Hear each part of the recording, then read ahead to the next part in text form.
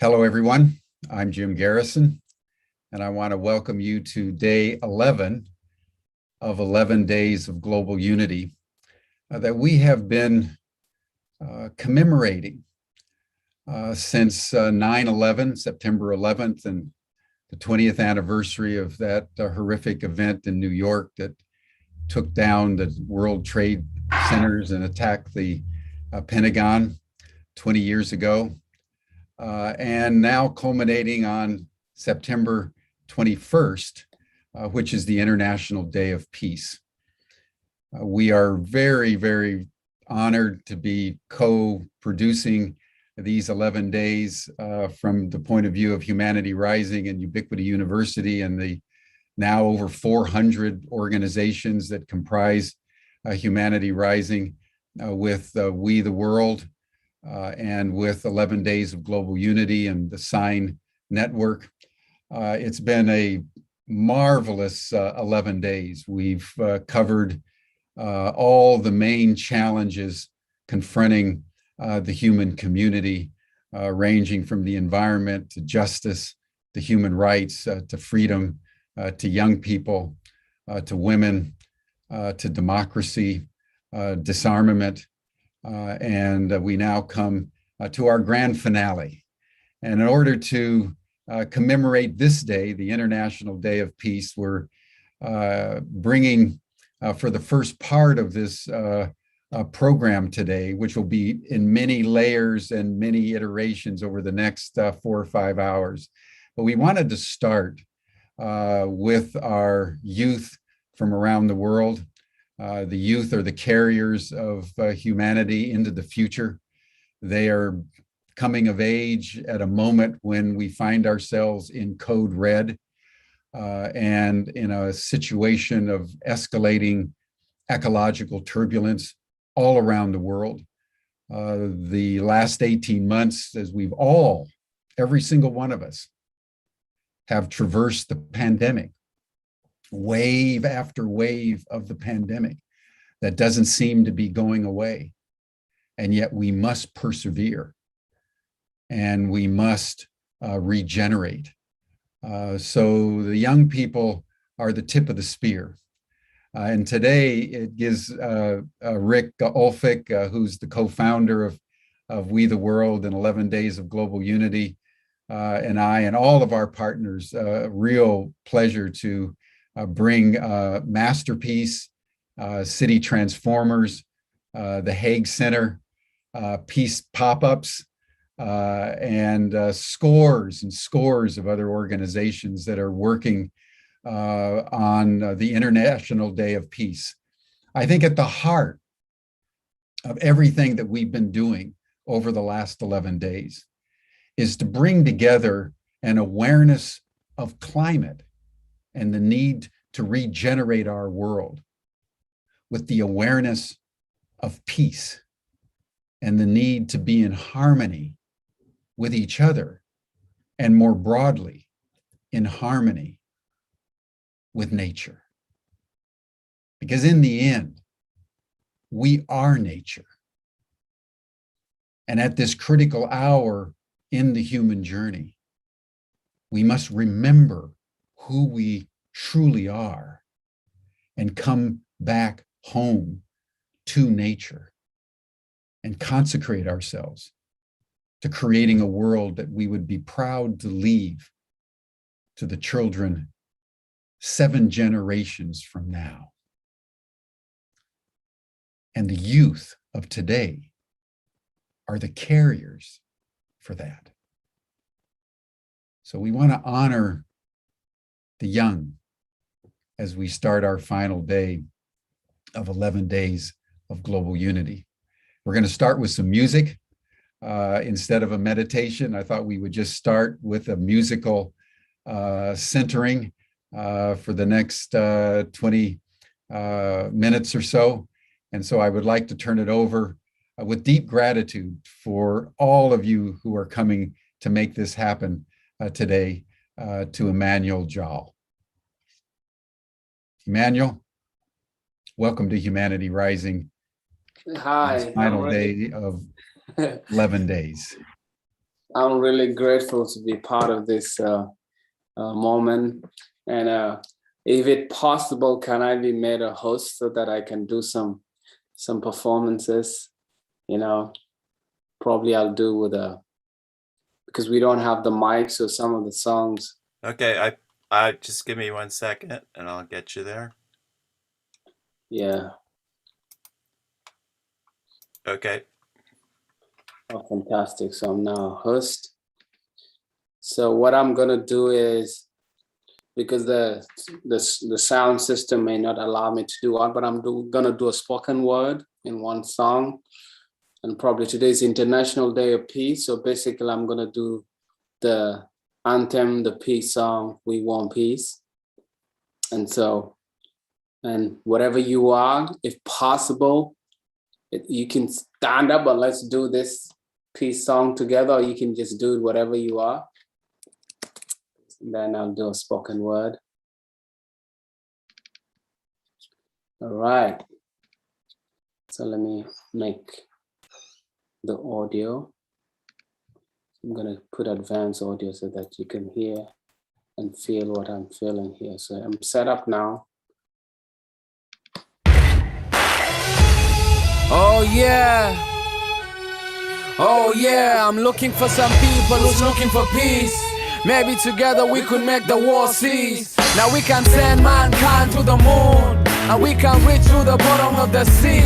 That's why it's really kinda baffles me that we cannot end wars and bring peace, and we cannot change the way people act, and we cannot change the way people think.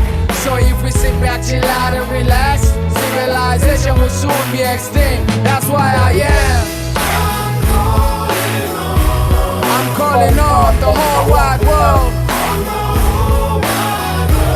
Come on people, would you help me? Let's scream and shout, cause we want peace. To say the least, I dedicate this song to the common people, caught in the middle of this common evil. I wish the world was a little bit better. Time to start looking at the man in the mirror. Fear is the devil policeman. Fear make good demonstrate with Hitler so he can feel a war of genocide and love was weekend. Lighten up the land cause nobody was speaking. That's why I am. I'm calling on the whole wide world.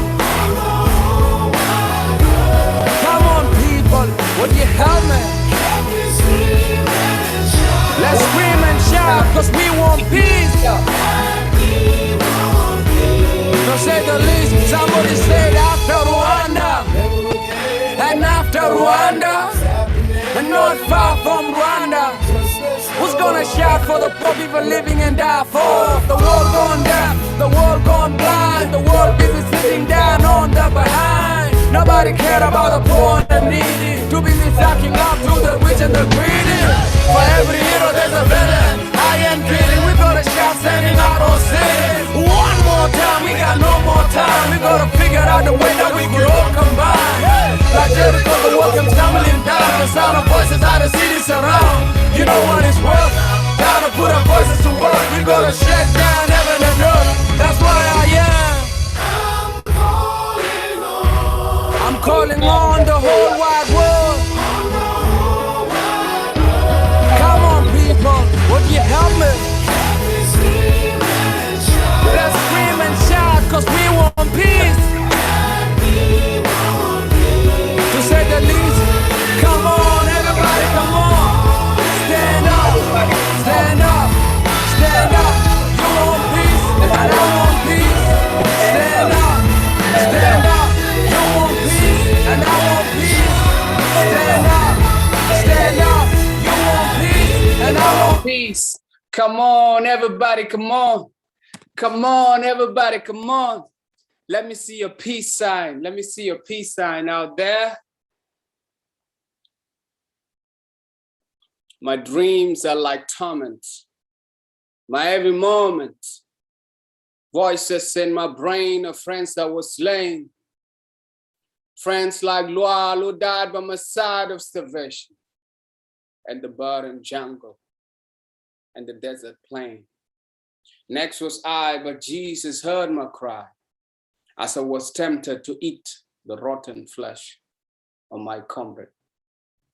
He gave me comfort. We used to raid villages, stealing chickens, goats, and sheep, anything we could eat. I knew it was rude, but we needed food. And therefore I was forced to sin to make a living, forced to sin to make a living. Sometimes you gotta lose to win. Never give up, never give in. Left home at the age of 7. 1 year later, I leave with an AK-47. By my side, slept with one eye open wide. Run, duck, play dead and hide. I've seen my people die like flies, but I've never seen a dead enemy, or at least one that I've killed. But still, as a wonder, I won't go under. Guns barking like lightning and thunder. As a child so young and tender, words I can't forget, I still remember. As the sergeant command, raising his hand, no retreat, no surrender. Forced to sin to make a living. Forced to sin to make a living. Sometimes you gotta lose to win. Never give up, never give in.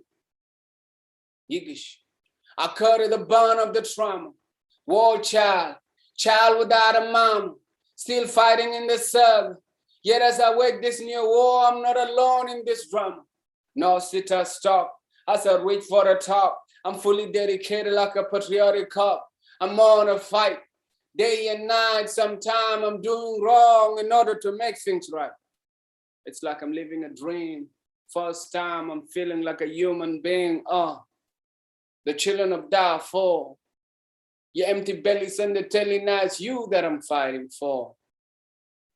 Left home, don't even know the day I'll ever return. My country's war-torn. Music I used to hear was bombs and fire of guns. So many people die that I don't even cry anymore. Ask God, question, what am I here for? Why are my people poor? Why and why? When the rest of the children were learning how to read and write, I was learning how to fight. It's snails, vultures, rats, snakes, and anything that had life, I was ready to eat. I know it's a shame, but who's to be blamed? That's my story. I want to share 2 parts of my journey in this special day. And these 2 parts of my journey inspire me. I was born in South Sudan. My country was at war with itself during that time. And that war reached the core of my family. So all my aunties died during the war, all my uncles except 2. By the age of 7, my father gave me out and told me I'm going to go to school in Ethiopia, where we had to walk hundreds and hundreds of miles. Within that war, it took the soul of my village. It took my mom. It took everything away, what is important in my life.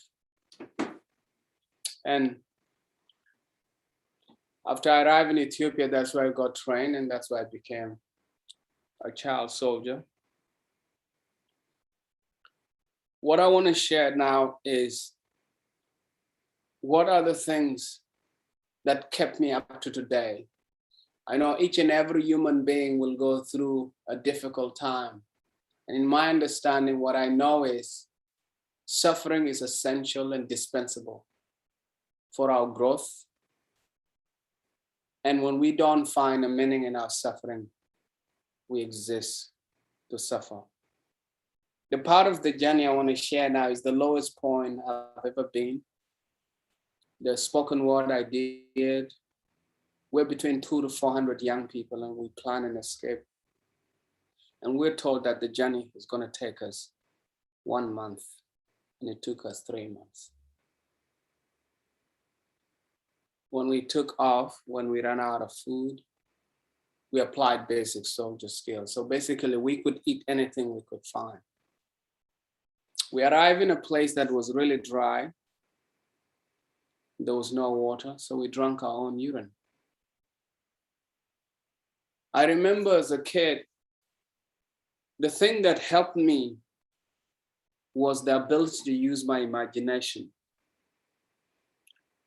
I always say to myself, I want to stay alive so I can be part of a solution. I want to be among the people who are going to change what wrong that has been happening.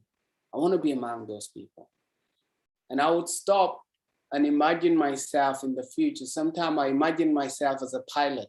I don't know how it is inside a plane, but I see planes flying from the sky or dropping food from the sky. And I would imagine myself inside the plane and see how it is. And it gave me so much joy. Sometimes I would imagine myself either as a teacher or as a doctor. Sometimes I would imagine myself as a general. I've risen up in rank and I have thousands of soldiers. And I would imagine how does that look like? And through that imagination, it allowed me to escape from the moment that I am in. So as a kid, I discovered two things. I discovered when I experienced extreme challenges, I came to realize my mind could imagine the future in the possible negative way. And that terrifies me. It sucks away my energy and it doesn't give me any morale or any motivation to move forward. But when I imagine my future in a positive way, what it does, it motivates me to look to the future and move forward. And so with those two things as a kid, those are the things, those are the tools I hang on to. You know, I hang out mostly, I spend most of my time imagining the future in a positive way. And sometimes when I imagine in a negative way, it's to see what could be wrong, but I'm more optimistic of looking at what's good in the future. I remember in this part of the journey, there was a child soldier that was with us. And he was left under a tree and he was told, we're going to come and pick him later. And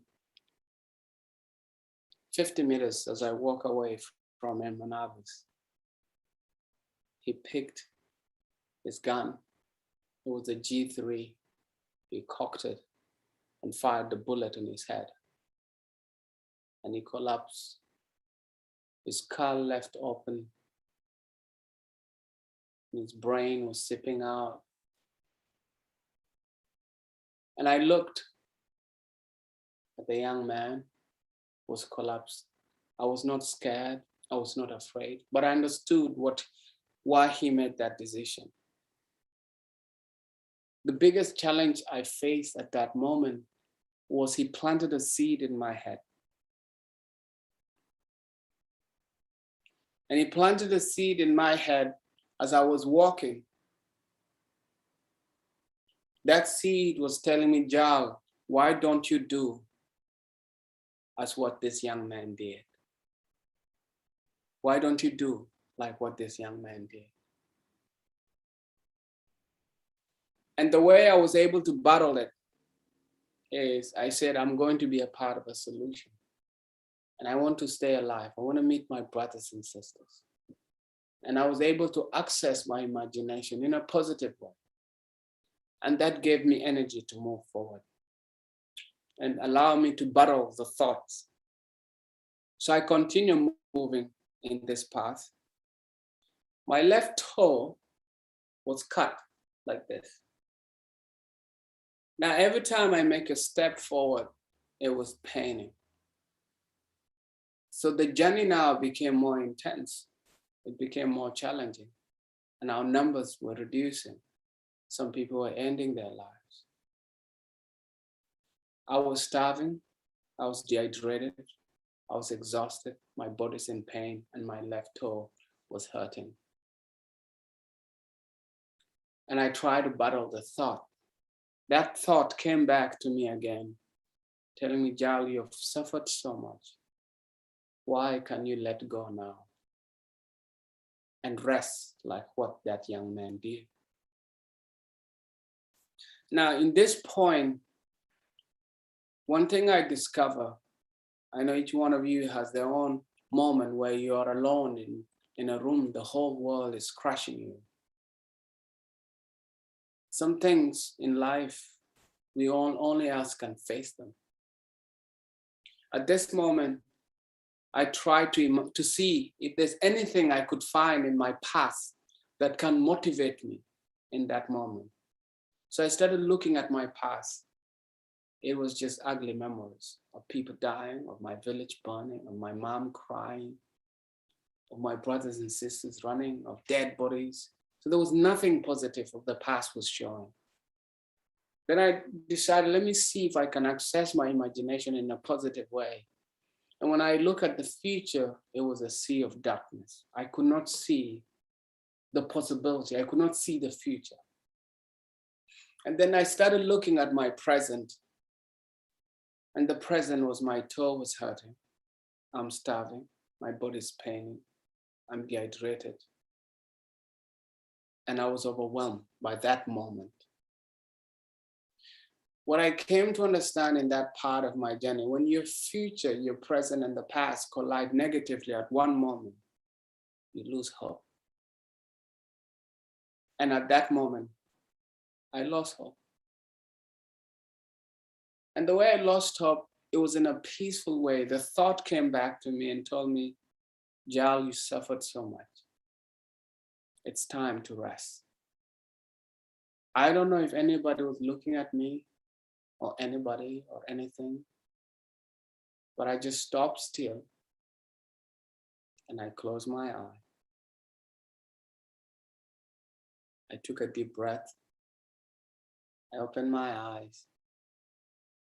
I tried to cock my gun with my right hand. It was so difficult for me to cock it. So I used my foot and I cocked the gun with my foot. And I closed my eye and I fired the bullet. The bullet failed. The bullet did not come out.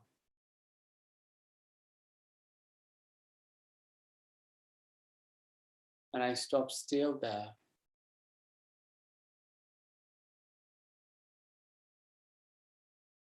I didn't know whether I'm alive or dead until a pain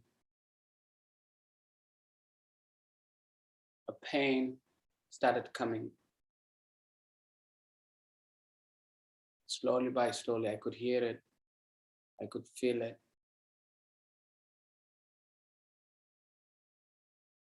And then there was a voice accompanying the pain, and that voice said, you are here for a reason. And I picked that voice and I repeated it. I believe I've survived for a reason. And for that reason, I'm going to stay alive. And I repeated it over and over and over and over. I was possessed by those lines, those words, when I was repeating them over and over. They became a mantra. They gave me new life. I felt like I died and I came back to life.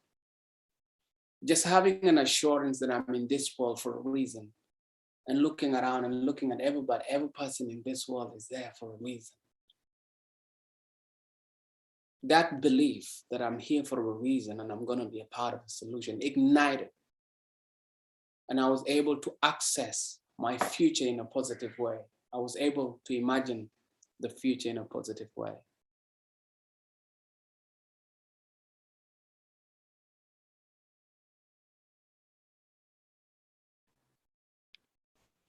So I was able to access my future in a positive way. And that gave me an excitement. So I made my first step. The pain was there. I made the second step. The pain was there, but I keep on repeating the mantras and mantras. And eventually, that day, those mantras became the painkiller. And I discovered something new that I can move on with life. The ability to say something good to yourself, the ability to talk positively to yourself. The conversation of positivity journey began on that spot. And to understand the power of repeating one word over and over to yourself in a positive, that you get possessed by it. Literally, I could no longer feel the pain in my body. I slept so well. I found energy to move, even though before I didn't have energy, but having that motivation from within just charged my body. I was able to move. Now we arrive in a different area. In this area we arrived in was a place full of water, swampy ground. Before, no water, but now there's water. And as we move in this water, mosquitoes were swamping at us. Mosquitoes. You don't even have time to just swipe them off. You allow them to settle on your hand, on your face, any opening. And then you wipe your face slowly by slowly. And when you see people or the other soldier, it looked like we had a sword battle. So there was blood in everybody's face. In these waters, when somebody falls, all you could see is bubbles. All you could see is bubbles. There's a child soldier in front of me. He fell in the water. And the bubbles were showing up. A bigger soldier tried to catch him and pull him out. They both drowned together. They drowned in a shallow ground.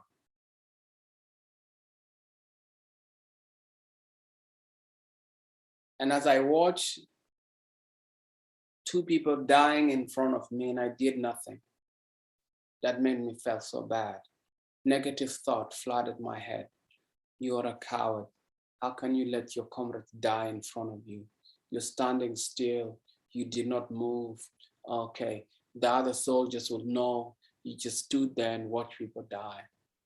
And I felt really terrible. And by feeling really terrible, it gave an opportunity for the thought, the previous thought that made that young man in his life come back to me and tell me, Giles, this is it. You can no longer take this. It's time to rest.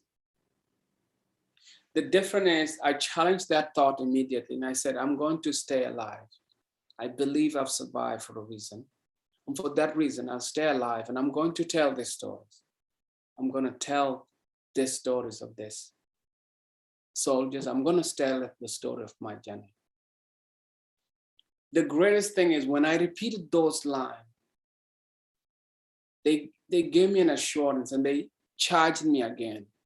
And the place when I feel a little bit of positivity, all I do is try to imagine the future in a positive way. Try to find a path that I can have a peace ahead of my life.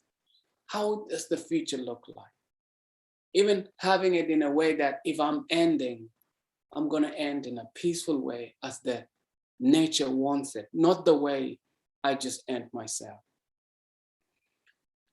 And so I end up surviving that part of my journey.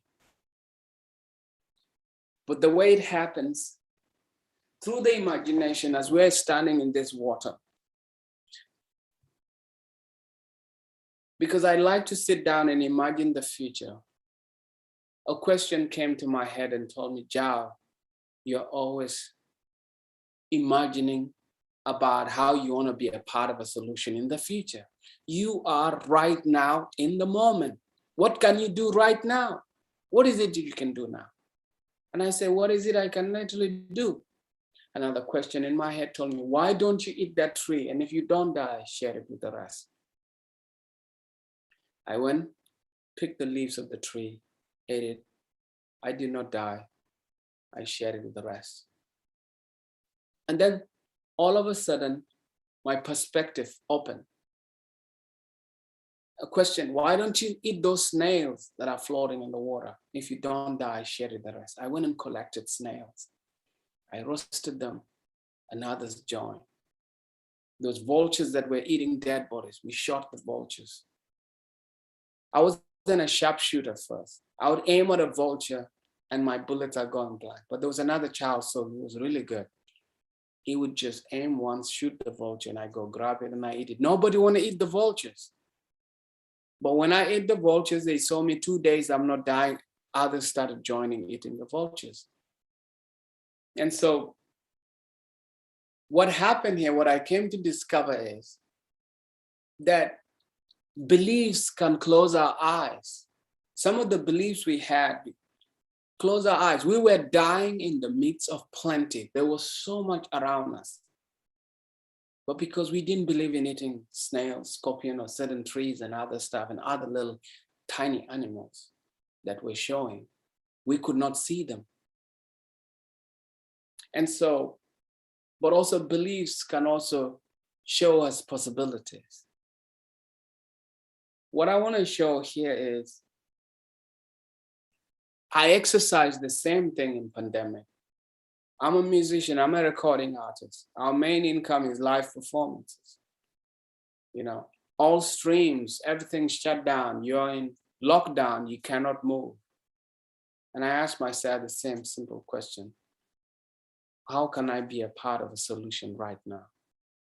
And those little steps, incremental step of action that I did to be a part of a solution opened me new possibilities that I was able to explore that allowed me to survive in the pandemic as an artist. And I want to pose this to you who's listening.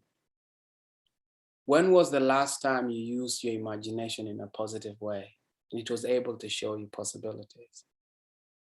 When have you ever believed in something and that thing,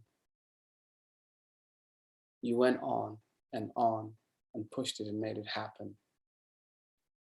And so all of us here are united that there's a possibility that this world could have peace, or each one of us is walking in their purpose to make this world a better place. And there are many challenges our way. All I could ask you is, can you use the power of your imagination and believe and make those incremental steps to transform your life? Now, if you look at my past, you could see I came from the bottom like a lobster, and now I'm rolling on the top like a rock star. You know, this is the life now. I'm a recording artist. You can see I'm traveling. I like to go to schools, colleges, and universities performing. Some of the good things that happen is I created a charity called Go Africa. We put kids in school. I acted in a movie with Reese Witherspoon, as you can see, and there's other stuff. I have 6 albums out there. Now I'm becoming an entrepreneur. All of this is imagining, you know, how can I create systems that can bring income that I can use to support the work that I do? And here I am. I'm still imagining and believing that I'm here for a part of a solution. So I want to end this moment with a song. We're going to dance. We're going to dance right now. So if possible, I would like to see faces. I want to ask you, if possible, turn your video on. I want to see your faces. Everybody's hiding their faces. To make it more beautiful, how would it look like if you can turn on your video so I can know I'm talking to faces? Awesome, thank you, Rob. And I want to see real human faces. So this is awesome, this is beautiful. So I want to take you to a journey of mine, which is we're gonna do a dance. So we end it in a positive way, if you don't mind. Some of the coolest thing is I'm gonna show you an easy dance. So I'm gonna probably make myself, how do you call, spotlight everybody so you can see me all. So I want to show you all a dance. So I want you to stand with me. Come on, stand up, get off your thing. So we go together like this. 1, 2, 3, 4, 5, 6. Cha cha cha cha cha cha cha cha cha cha. 1, here, 2, 3, 4, 5, 6 feet, go. Pop, pop, pop, pop, pop, pop, pop. Then chicken dance. 1, 2, quack, quack. 1, 2, pop, pop, pop, pop. 1, 2, pop, pop, pop, pop, pop, pop, pop, pop. So you all got it. All you have to do is follow me in what I am doing next, and let's have a good time. So I'm going to share probably the sound right now, so we can share this all together and have a good time. Advanced audio, so it's loud in your end. You're going to hear exactly what I'm hearing, and we go for it right now.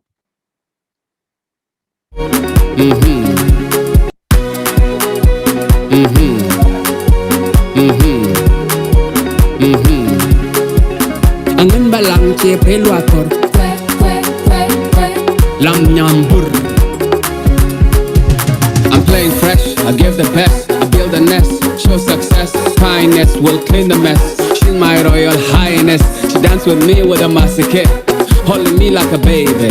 I gave my all on me, chakarom yang nya, and ya show ya she point the way, shalwada ya point the way. Nan ma kwa balang a talk ta do ta sharp je pay my law, and ya show ya she point the way, shalwada ya point the way. Nan ma kwa balang a talk ta do ta sharp je pay my law. She told me to show her my power. She told me to show her my power. She told me to show her my power. She told me to show her my power. Back it up, oh back it up, back it up, kamata. Back it up, oh back it up, back it up, kamata. Angin balang che pelu apot, angin balang che malu shar, angin balang che pelu apot, lam nyambur. She say tough, my heart tickles. I smile, she start to giggle. Cute her face with lovely dimples. Of course I catch an angel. Spring in, we start summer. Weather gave me a great favor. We took some time, we went for dinner. That's when I became a winner.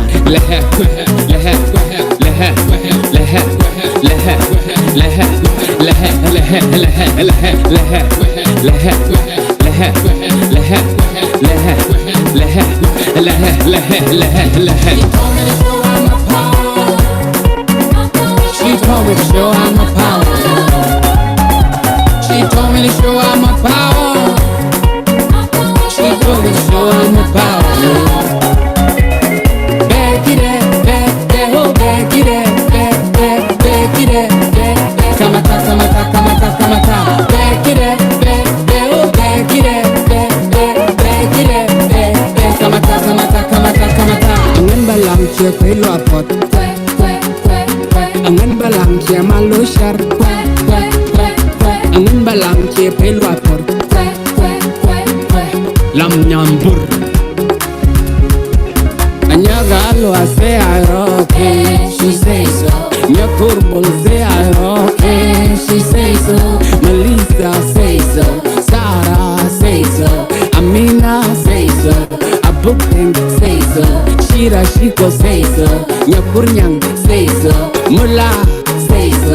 Anyagalo ase aroke, she say so. Nyakuti say aroke, she say so. Nyakurnyang say so. She told me to show her my power. She told me to show her my power. She told me to show her my power. She told me to show her my power. Back it up, oh back it up, back it up, kamata.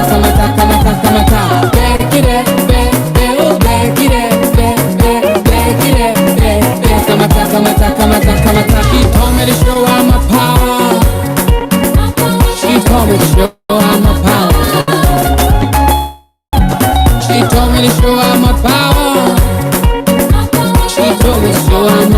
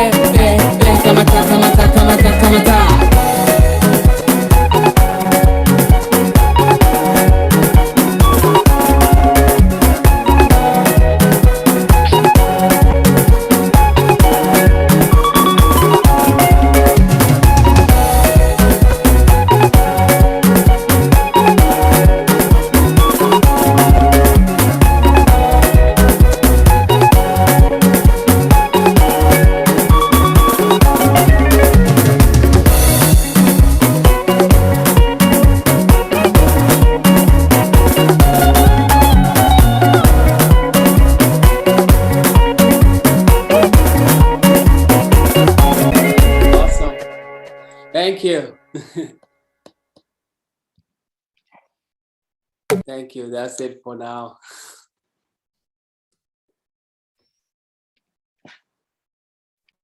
Thank you, Emmanuel. What an extraordinary thing, Emmanuel. Your journey embodies regeneration at a level that I don't think I've come across for some time. I mean, just think about it, everyone. He started as a child soldier in the Sudan. And he's now a world-class musician living in Toronto, Canada.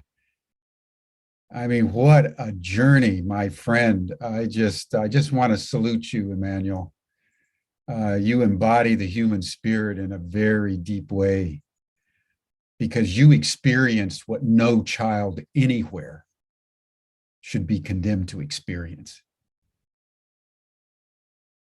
And somehow you intuited and navigated your way with a cunning, I would say. I mean, just learning to eat what was not even thought of as food and staying alive and keeping your creativity. And I just, all your crises you turned into opportunities. So, Emmanuel, I just want to acknowledge you, man.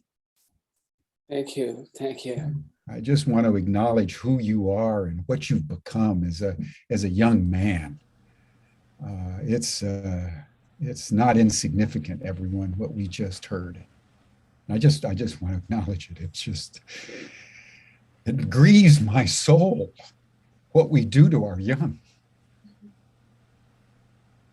It grieves me. And so I don't want to take more time, but brother, I'd like to do anything I can from Ubiquity University to offer you a full scholarship to study in any way that supports who you want to evolve into. And I would love to have you back, on Humanity Rising as part of our Global Regeneration Corps, which we're launching with the peace pop-ups and so forth. So thank you. Thank you. So now, everyone, we're going to segue into a panel discussion and hear from other young people from other walks of life who have been part of the peace pop-ups. And before we launch in, I just want to especially thank Bente Milton, who's been just a tireless campaigner for all things good over many, many years and developed the City Transformers and has been so active in so many domains of youth empowerment. Bente, I just want to thank you and acknowledge you, and Art Boss, the founder of Masterpiece, that has been working with young people all over the world in matters pertaining to peace and reconciliation and human renewal. We have some real pure spirits amongst us. And Ragda El-Halawani, Ragda was there in Egypt till the Egyptian government shut Masterpiece down. She's ended up in the Netherlands.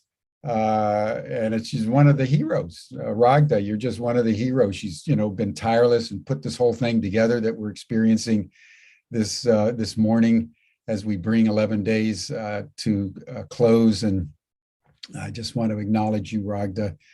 There's just so much goodness in the world that if we could only unify all the goodness out there, what a world it would be. What a world it would be.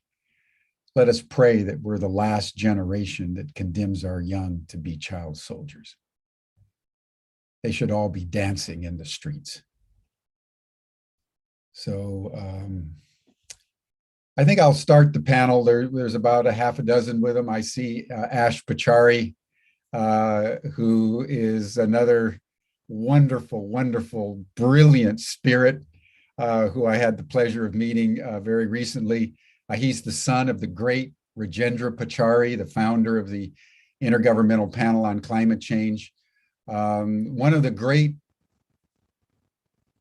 human beings of our time, because it was Dr. Pachauri that forced humanity through science to take seriously climate change. And they just issued their 6th report saying that we are now in uncharted, unprecedented territory, which the Secretary General has said means code red for humanity. And Ash, after a very successful career, a PhD, and working for McKinsey and Company and all kinds of professional engagements, is now dedicating his time to furthering his father's work by creating climate activists through the pop-ups. And so, Ash, it's a pleasure. And the question we're asking everyone to contemplate for a few minutes is, the question really centers Kate Raworth's book on donut economics. And that is, what can we all do to create a world that works for everyone, in which human thriving is contained and informed by natural systems and constraints. And our dedication is not to strife, not to war, not to exploitation, but to give to each one according to their need, and from each one according to their gifts, for a community in harmony with itself and in harmony with nature. So Ash, I'll tee you up first. Take a couple minutes and just tell us your answer to this noble question. Thank you so much, Jim. I'm so grateful to be together with you here. And I want to thank you and all the amazing people we're so blessed to be together with today and every day for your beautiful hearts. And I just want to say that today's beautiful experience, Jal Emmanuel, thank you so much for sharing that. I just want to say that, and I'm going to quote as Mahatma Gandhi said, and you underscored just now, Jim, an eye for an eye only ends up making the whole world blind. I think it's really important that we understand, and we've had, years of all that's landed us where we are right now. It has been about, the gaining for oneself, the competition, and the dog eat dog world, unfortunately, that we've sort of developed all around us, and we call it progress, sadly, but it's not. And I just want to say that, your work, for example, is really about collaboration. This whole space we're able to share here today is about collaboration. And I just want to say, I think the important thing is that we understand there's a space for everyone. And if you think back historically on the moments that have changed the course of history, it's really been about things like we experience right now. It's been when people have got up and told their stories. It's been when we've been able to sing and dance and tell our stories. Earlier, it used to happen before we had Zoom and all the rest of it, it happened around fires. People would get together and sing and dance and tell their stories. And that's how movements have happened. At the POP movement, where POP stands for Protect Our Planet, we're a movement that's focused on bringing the 1.8 billion youth of the world together to take climate action. But what I want to say is that, all of these issues are really linked. And it is about understanding that even though we're focused on young people, youth at the forefront of this, because yes, youth are going to be the most impacted by the consequence of climatic changes. But also the fact that young people have the ability to influence change at many different levels, including in their schools, among their teachers, their neighbors, their parents, their communities. And I think it needs to be embracing of all. I think the important thing is that we understand there's a space for everyone, and being inclusive in our responses is critical. One of the reasons we even formulated this Sustainable Development Goals was because it was intended that no one gets left behind. And I think that if we can keep this value and this principle really close to our hearts and understand that there's so much to gain and learn from indigenous knowledge, from the people that we are so blessed to share this planet with, not just people, but every single species. And you underscored the fact that we are nature.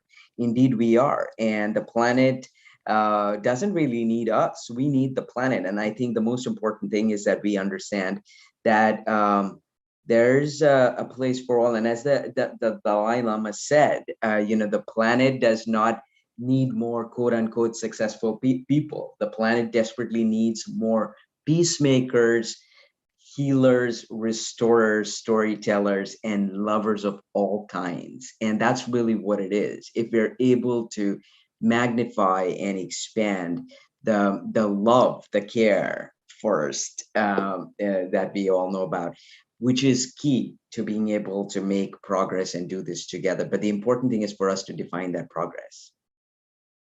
And I think that that's most important. At this point, I think we need to be able to embrace that loving, caring, healing, spreading peace and happiness, and the many values that sadly we've left behind, which have resulted in, the disparities, the wars, the situations that Emmanuel shared with us. But I think we've got to rise above, and we've got to start to embrace the values that are critical to truly making progress. And this is important for us, our future, generations to come, but is critical in every effort that we make to protect our planet and all its species. Thank you. Thank you, Ash. Thank you. It's such an honor to be in your company, brother, with everything that you're doing to ignite youth around climate at this critical time. And we look forward to future collaboration as we have been discussing. I'd like to now introduce Matthias Scheffelmeyer. He's on the board of Masterpiece. He is the co-founder of Change Exchange. And he has extensive experience with Ashoka, one of the great organizations in the world that has been empowering entrepreneurs of all kinds over many, many years.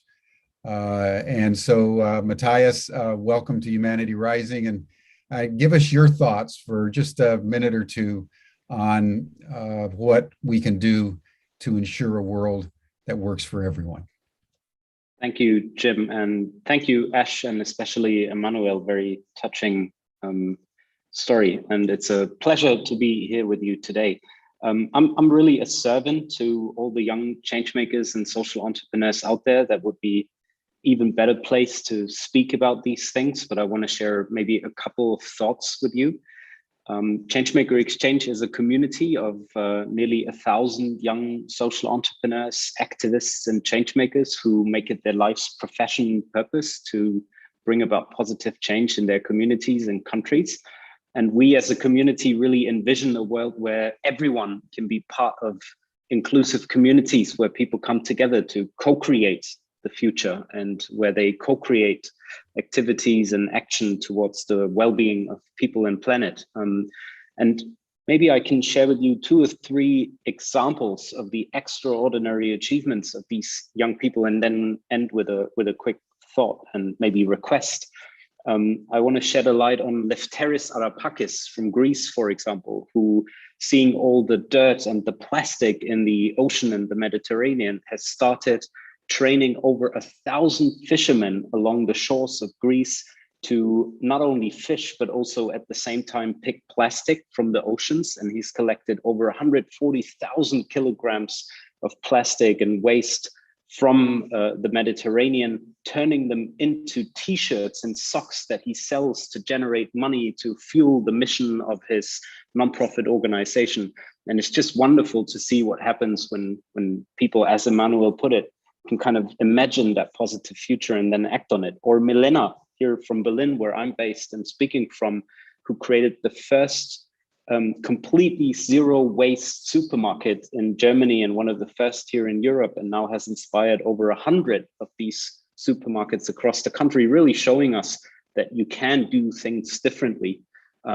Or Nyeke Egbe from Cameroon, who created Peace Crops, which is an initiative to use agriculture to bring people together, especially orphans and people who have been in conflict regions. Now, to end my 2 or 3 minutes here, I want to share something with you which I find to be one of the greatest injustices when it comes to young changemakers. And that is, together with a coalition, including Masterpiece, the Obama Foundation, Unison Youth, Unleash, Global Changemakers, and many other youth-focused social entrepreneurship organizations, we studied the needs and challenges of young changemakers. And what we discovered is that nearly 60% of them have experienced burnout or symptoms of being exhausted.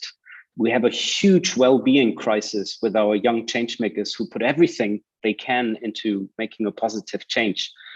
Over 60% of them can't live off their ventures and their activities, so they can't compensate themselves for this work, even though it is their key profession.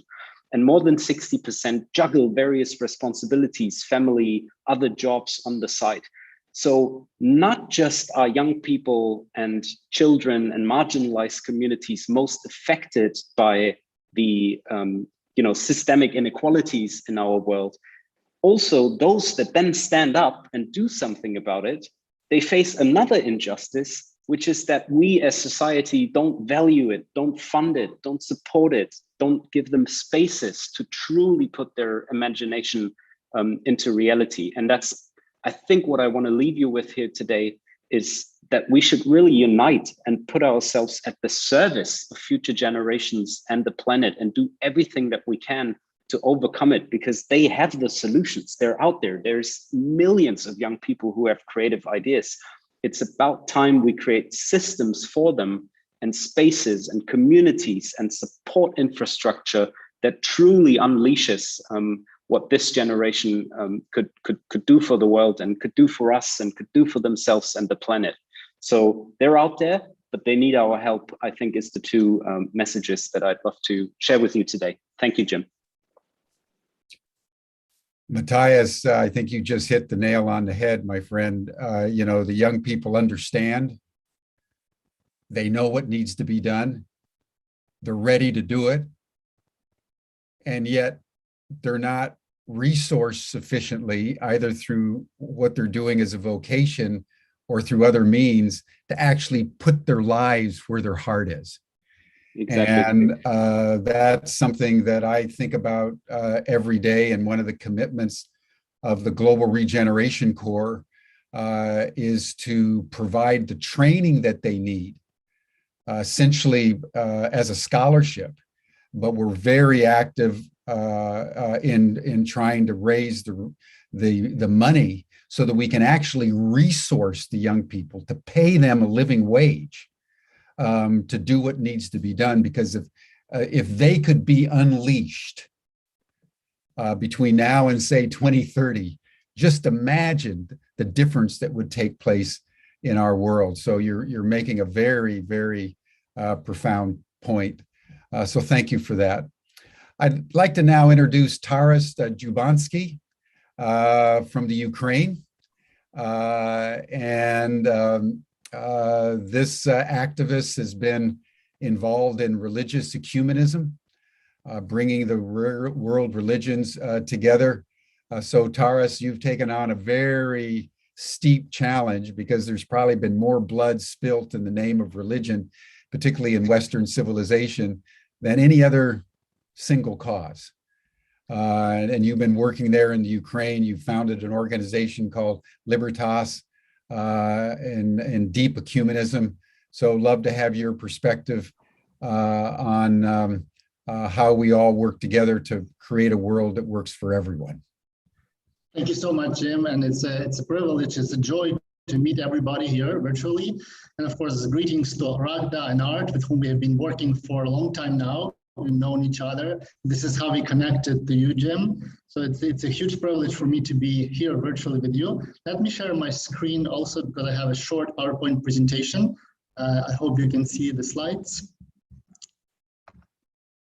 Okay, it's working, yes. So again, on behalf of the John Paul II Center and the Libertas Center, the organizations that I represent, these are organizations that work for in the field of interfaith or interreligious dialogue. And religion today has an ambiguous stand. A lot of people say that religion is not good. A lot of people say that religion is bad, it's good. But actually, statistically, there are about 80% of the population, of the world's population, who somehow identify with religion or some kind of spirituality. So I think religion, when it comes to important talks, religion should be taken into consideration.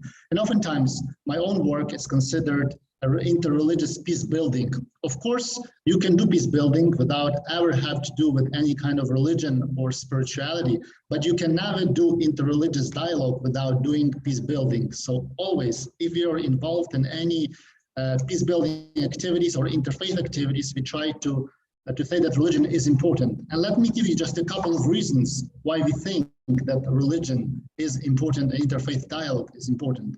Now, first of all, religions are the sources of values, inspiration, and hope. Second, most religious teachings and religions, they emphasize the transcendence of human beings. Now, we are not just a body, the material body, but we are also a spirit. We are also a spirit, that needs some kind of connection to higher values. And thirdly, interreligious dialogue is also a chance to create inclusive narratives about the other, because through interfaith dialogue as a tool, we include Muslims, Christians, Jews, Buddhists, whatever you name it, any type of religion or spirituality. And also, fourthly, why interfaith dialogue is important is because it's also an effective way to resolve conflict and to build peace, because religion engages people at the level of their deepest beliefs and feelings. I would just like to mention one document which is very important in the Catholic Church, Pacem in Terris from 1963. And in this document, the Pope John XXIII, he mentioned a couple of things that are important for peace building. First of all, he said about the growing rights of workers, human rights, then the role of women, the advancement of women, the spread of democracy, and affirmation that war was not the way to obtain justice. Again, I'm representing the John Paul II Center Leaders Network, and the center, which is based in the heart of Rome in the Vatican, one of the oldest Catholic universities. Now we have about 120 people around the world, women, men, and a lot of young people who always promote interfaith dialogue in their local communities. And just 4 points I would like to mention from the encyclical Pacem in Terris. We should move beyond this negative peace to a just peace. Of course, the goal is not just to end wars, but to rebuild social relations that have been broken. Also, there is the importance of partnerships. And I think through interfaith dialogue or ecumenical dialogue, partnerships can be established with different players who are religious in nature. And also, in interfaith peace building, there is a special emphasis on healing, forgiveness, reconciliation, and regeneration, which is the theme of this meeting. Also, I'd like to quote what the Pope says about peace. Peace is but an empty word if it does not rest upon an order that is founded on truth, built on justice, nurtured and animated by charity, and brought into effect under the auspices of freedom. So all of these things are important for interfaith peace building. And at the end, let me give you a few examples of some projects that we do with our center, with our network, that promote peace and understanding through interfaith dialogue. Here you can see a picture of the people who took part in the School of Interreligious Journalism project. So we brought people from Christianity, Judaism, and Islam, and they tried to work together on how to fight fakes and promote truthful narratives on social media. Another interesting project is in Bangladesh. We had a sister, she organized a training for female Catholic students, empowering women through interfaith dialogue. Another project which is ongoing is called the Intercultural Interfaith Digital Caravan. we bring people from different religious traditions, to work on the peaceful narratives in the areas of conflict. We had an interfaith tour of Jerusalem, bringing Christians, Muslims, and Jews together to find out about the history of the city. And finally, this is the latest project we did. It's the interfaith coloring book called Interfaithing Humanity, where we have people from different religious traditions depicted. And this book will be disseminated to the children of schools and colleges so they can spend good time, leisure time, learning about the other and promoting peaceful narratives in their societies. Thank you so much, and I'm really happy to be with all of you.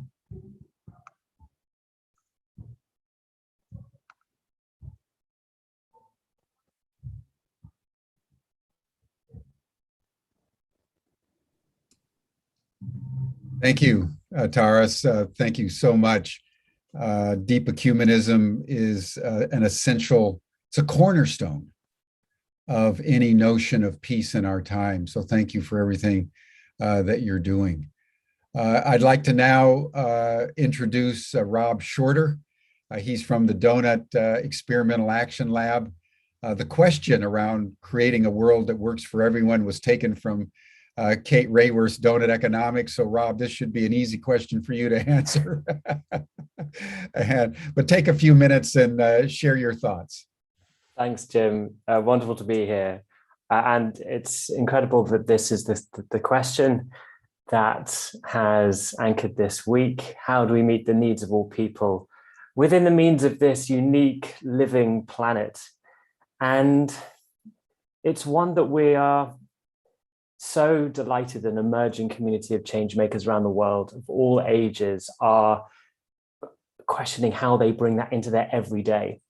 I was just loving dancing along with Emmanuel Jal's music just now. And the words you said, how can I be a part of a solution right now, is at the tip of everyone's tongue. And what we're trying to do isn't just create a new solution. We're trying to bring about a new paradigm. We're trying to change a world that is anthropocentric and just focused on the individual to one that transcends that. It recognizes we're all interconnected with each other and the natural world. We are a part of the living systems of life. So how do we do that? And the amazing systems thinker, Donella Meadows, says the greatest leverage point is to change the paradigm. And how do we do that? We can do that in so many ways. And one way I invite you to do that is simply by starting the conversation. Have the conversation around what it means to be deeply embedded with the living systems of the world, with people you're at school with, at work with, part of your family, your neighbors. And it's not just being attached to a simple one-off solution. We are living in a time of unprecedented change, climate, ecological breakdown, huge social change that comes with that, and other things as this young sort of species on this planet, the latest species on this planet, just learning what it means to live in peace together, that we need to recognize it's not about a one-off solution, it's about changing the way we think so that we can adapt to our changing circumstances all the time.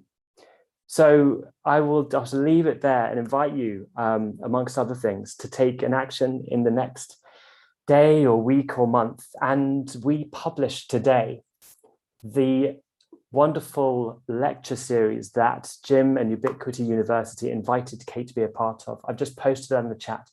4 introductory lectures to donut economics. And it was the first module of the Pioneering Masters in Regenerative Action. And that's now freely available to everyone, democratizing education to everyone to be able to watch these videos that go from the initial concepts of this diagram behind me all the way through to the pioneering change makers who are putting these ideas into practice, including how you have a conversation around a donut. So I'll leave it there. And yeah, thank you again. Thank you. Thank you, Rob. Wonderful that you've uploaded that course that Kate did. It was a splendid course. And if you haven't read it yet, everyone, Kate Raworth's book on donut economics, I believe, is the seminal economics book of our time and is the answer to Adam Smith's Wealth of Nations, written back in 1776.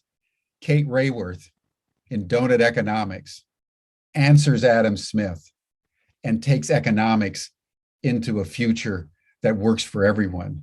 And so it was a privilege to have her inaugurate our Masters in Regenerative Action with the fundamentals of donut economics, because in the end, it's all about the donut. It's all about the donut. Everybody loves donuts. You think of the inner circle as human thriving, and the outer circle is the planetary systems and constraints. It's that simple. If we would just implement the donut, we would have the answer to the question that we seek of how to live harmoniously with each other and with the larger ecosystem. So Rob, you're working for a great organization, the Donut Experimental Action Lab. Well done, man. Well done. We now want to turn to Christiana Dissignati, who started her career in banking and finance, did a lot of work in that regard, and then woke up one day and decided it was not the complete answer, and she went into humanity and the arts. That was probably the best decision you ever made. And she now finds herself in Athens working with the Community Art Network. And so she's going to bring that perspective as she provides a perspective on our question for today on how to make the world a good place for everyone. Christiana, welcome. Thank you so much for having me here, and a special thank you to Art and Rachta and to Emmanuel for his inspiring story. So in the Community Arts Network, the answer is the arts. In Cannes, we integrate art as a fundamental component of social change. And this is because we believe that the arts and their multiple qualities have the power to help us deal with today's challenges, which are complex and interconnected.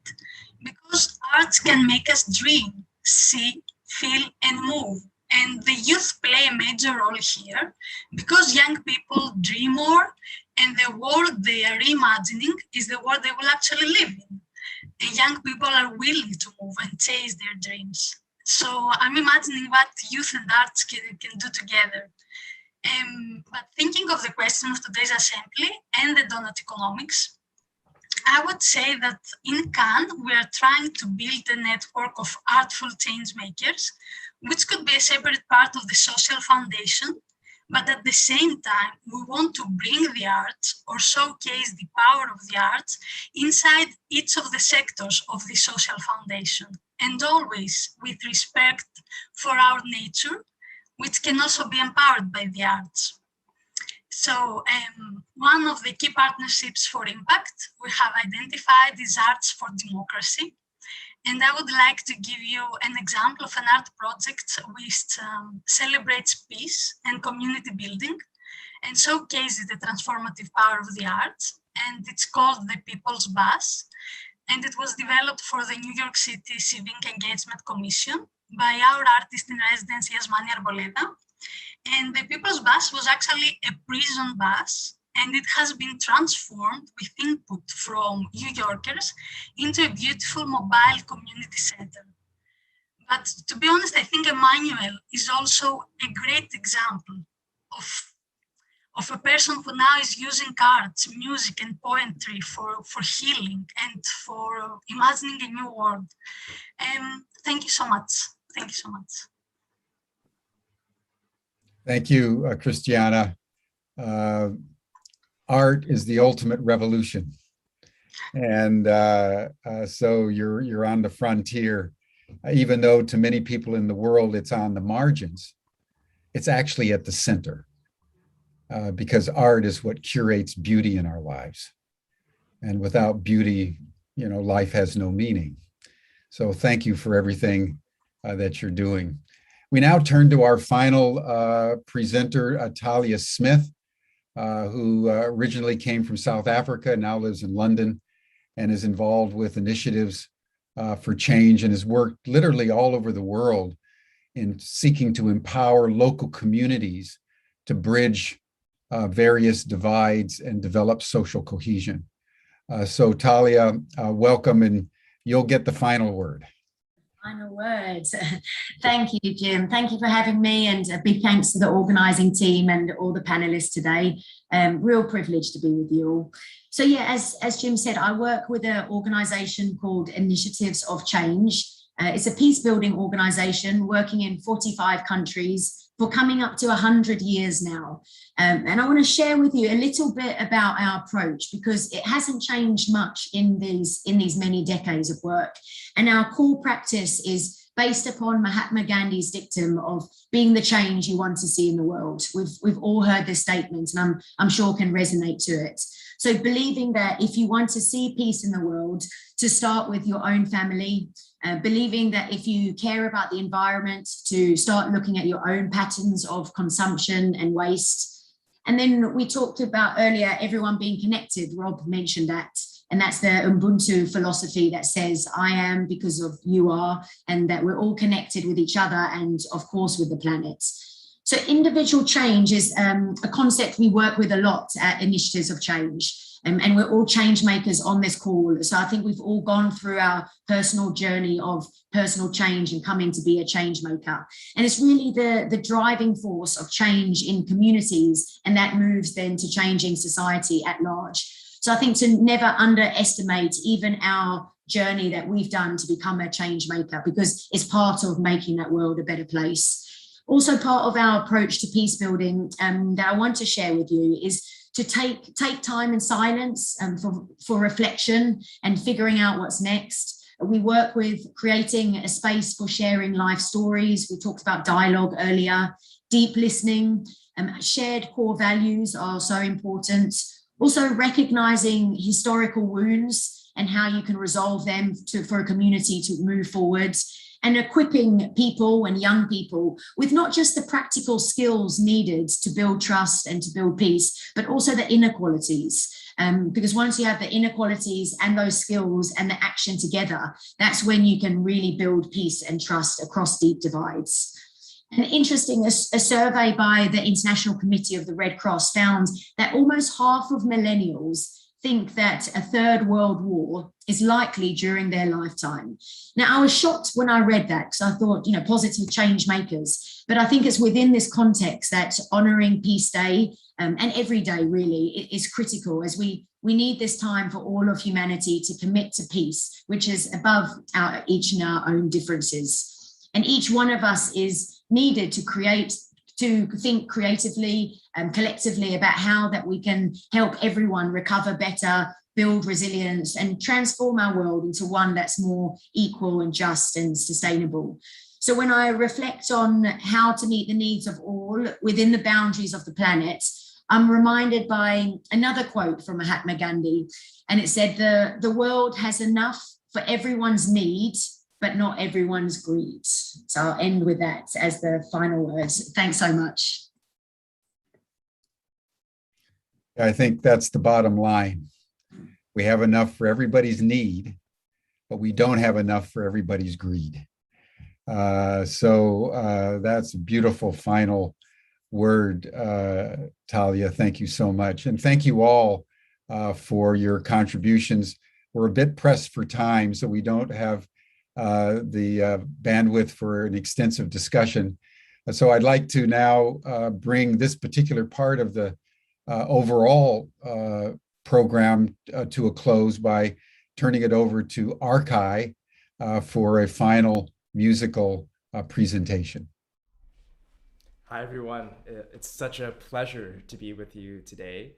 There's so many folks we could thank for this opportunity, from Masterpiece, Ubiquity University, but I think we wanted to give a special shout out to Christina and Community Arts Network, an incredible network that empowers and connects communities through the arts to change the world. And that's something that Philip and I really, really believe in. We all have gifts that make us unique, gifts that we can use to give back to this world. For Philip and I, it's the gift of music. And so during difficult times, we look to the power of music to bring people together, to build collective understanding and empathy, to heal, and also to tell stories that reflect our common humanity and the hopeful future that we want to see. And so that's what we hope to do through this next tune that we're about to share with you, an original of ours called Letters from COVID. And I'll let Philip tell the story here. So at the beginning of quarantine last year, when Jonathan and I, like so many of us, went our separate ways for those several months, we're here living in New York City. During that time, we were disrupted so much. All of our concerts were canceled. All of our plans were put on hold.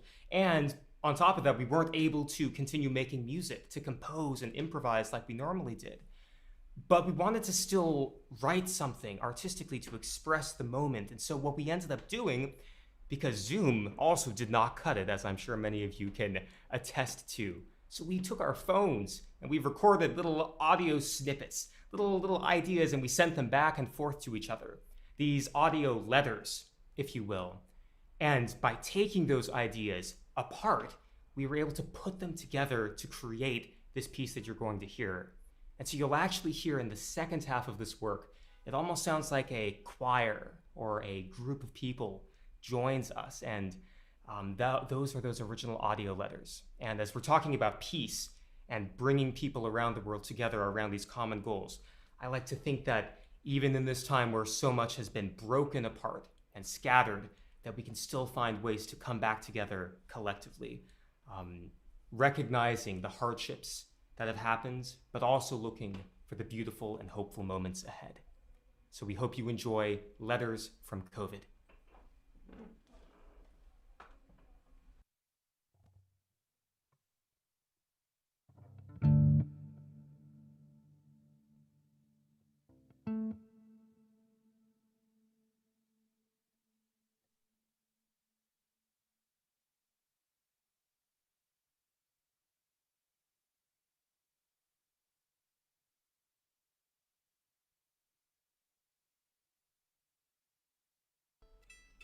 One moment while we find our violin.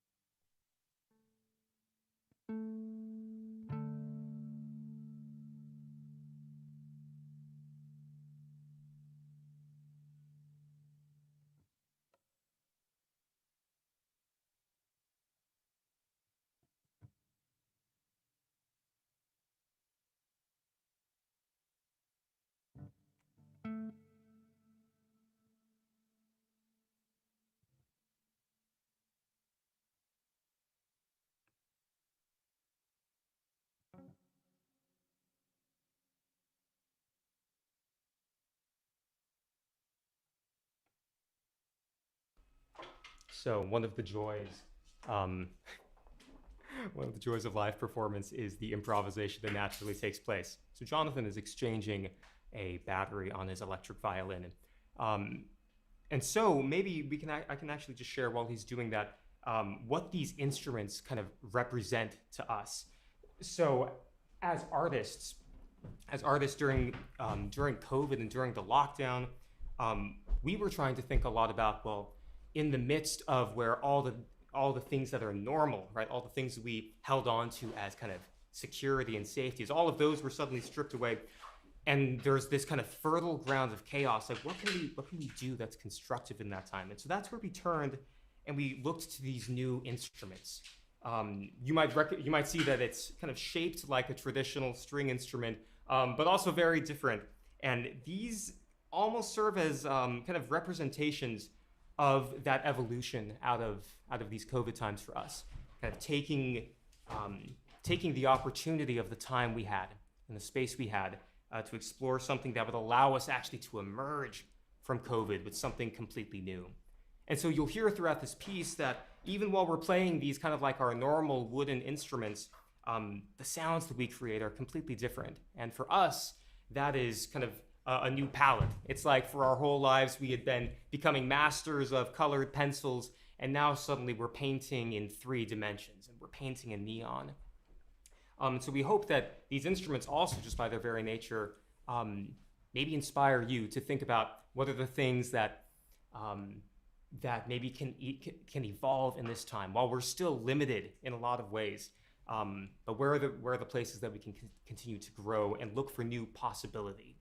I think as artists, that's what we're always striving to do, is to take whatever the situation is and to create something out of that. All right, I'll check in with the man and see where. All right, we're still going with batteries.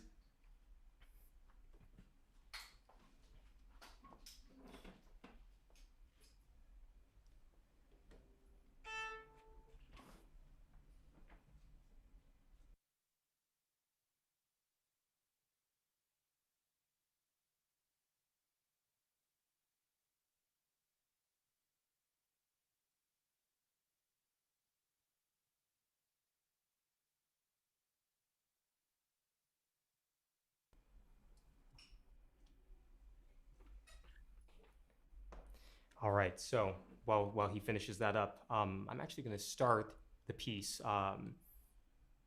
as we were just talking about improvising in the moment, taking the things that are given to us and rolling with it. That's part and parcel of our journey as artists, and I think as humans. And so I'm gonna start some music for us, bring us into Letters from COVID, and then Jonathan will join when the instrument is ready. Here we go. I hope you enjoy Letters from COVID.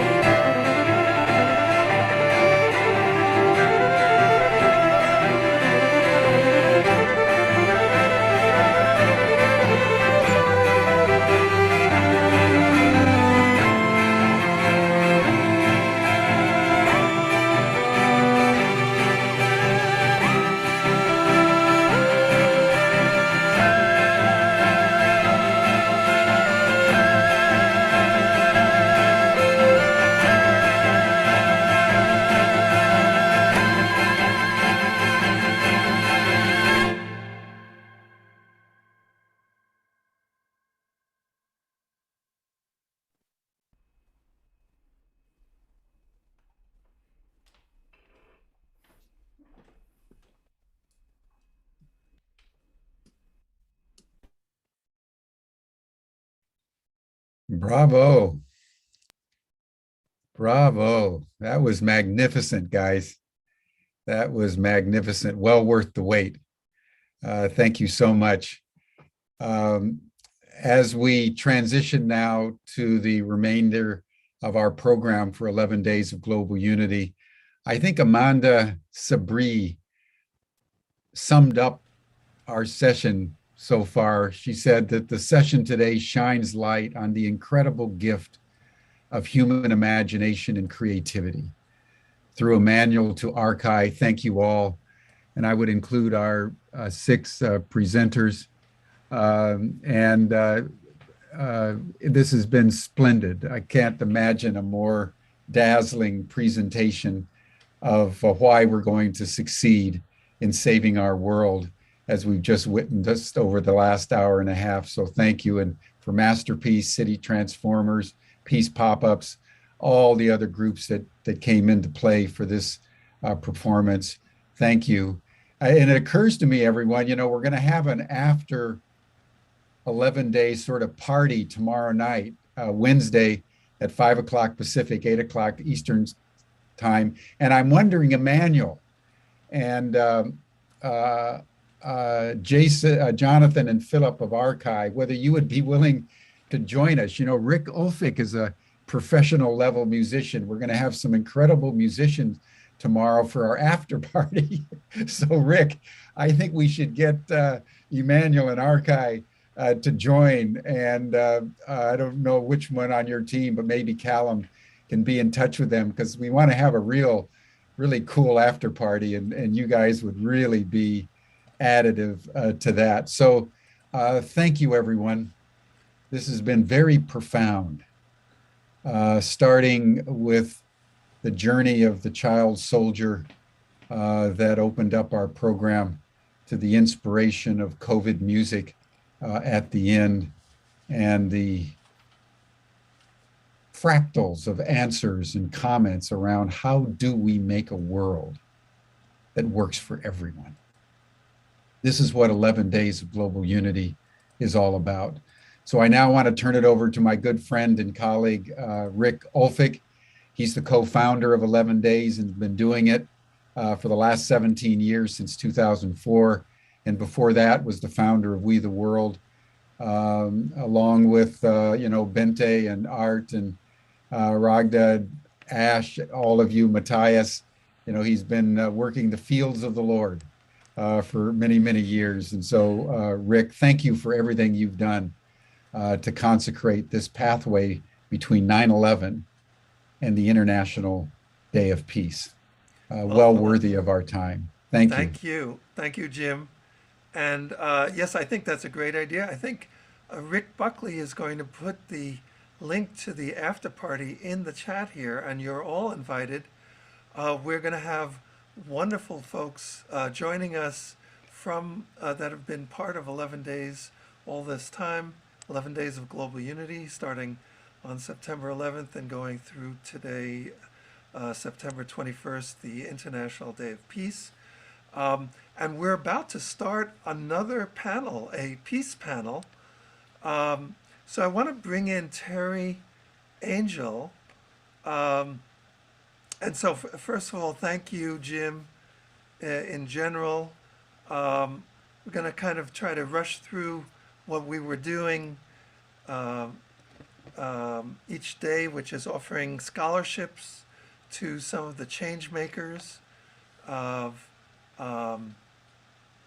from 11 Days and the We the World and our 11 campaigns for change. So I want to say the name of the person who's receiving the scholarship today, Jim.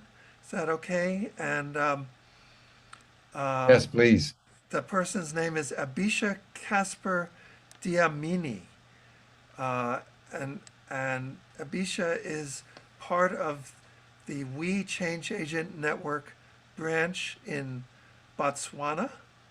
Abisha is working with Angelina Habayetsi, who for the past 5 years has been leading her wonderful team working with underserved communities such as single teenage mothers, and they are working on a very powerful program called Unleashing the African Potential.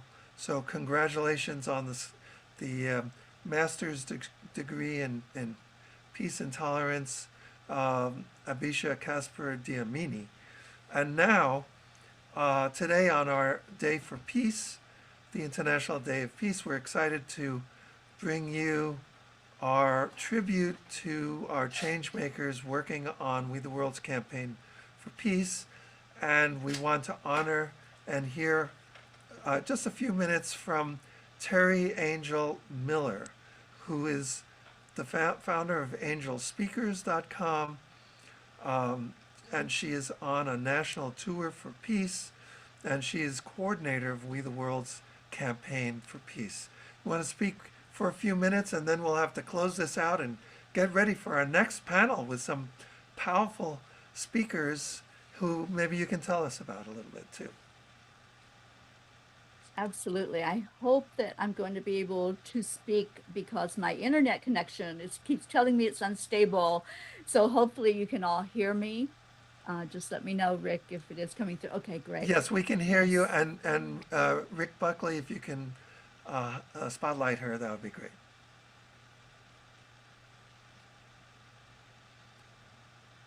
Thank you. Thank you so much. Oh my gosh, what a great morning this has been. You can imagine, as a person whose mission is peace on earth, that this has just thrilled my heart today to be here with all of you.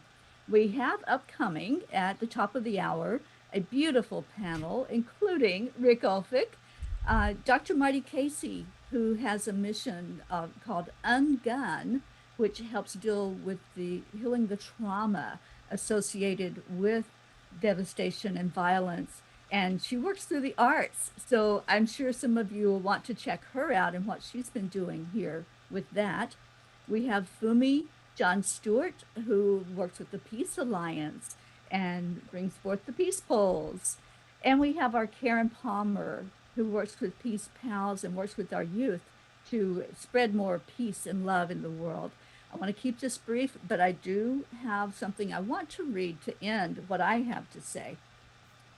And that is from Chief Seattle. You must teach your children that the ground beneath their feet is the ashes of our grandfathers, so that they will respect the land. Tell your children that the earth is rich with the lives of our kin. Teach your children what we have taught our children, that the earth is our mother. Whatever befalls the earth, befalls the sons of the earth. If men spit upon the ground, they spit upon themselves. This we know, the earth does not belong to man. Man belongs to the earth. This we know, all things are connected, like the blood which unites one family. All things are connected. We are all one, and let's bond together to bring that message to our youth and to our world, that the peace that we want to see in the world, it has to begin inside of each one of us.